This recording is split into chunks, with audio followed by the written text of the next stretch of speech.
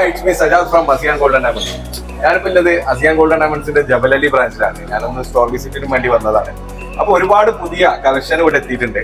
അപ്പോൾ അതൊന്ന് ജസ്റ്റ് അക്ഷരതൃതി ആയതുകൊണ്ട് ഒരുപാട് ഓഫേഴ്സ് ഇല്ലേ. അപ്പോൾ ഒരുപാട് പ്രൊഡക്റ്റുകൾ ഇവിടെ എത്തിയിട്ടുണ്ട്. ലൈറ്റ് വെയിറ്റ് ആയിട്ടുള്ള ഒരുപാട് പ്രൊഡക്റ്റുകൾ ഉണ്ട്.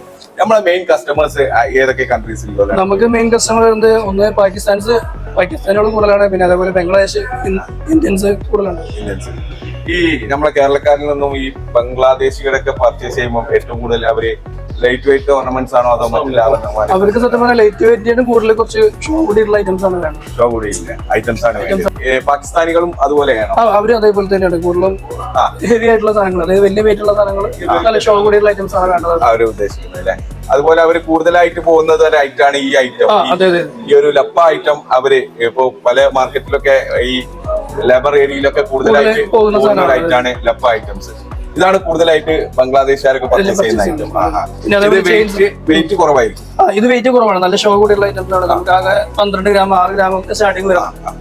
ഈ അക്ഷരതൃതിയൊക്കെ ഇവരൊക്കെ വന്നിട്ട് പർച്ചേസ് ചെയ്യുന്നുണ്ടോ അതോ നമ്മളെ ഇന്ത്യൻസ് മാത്രമാണോ? അല്ലല്ലോ, ഇവരെല്ലാം പർച്ചേസ് ചെയ്യുന്നു. അപ്പം നമ്മളെ ഓഫർ ഒന്ന് നമ്മളെ ആളുകൾക്കൊന്ന് പറഞ്ഞു കൊടുക്കുക. എന്താണ് അക്ഷരതൃതിയൊക്കെ നമ്മൾ കൊടുക്കുന്ന ഓഫർ? അഡ്വാൻസ് ബുക്കിംഗ് ചെയ്യാനുള്ള അവസരമുണ്ട്.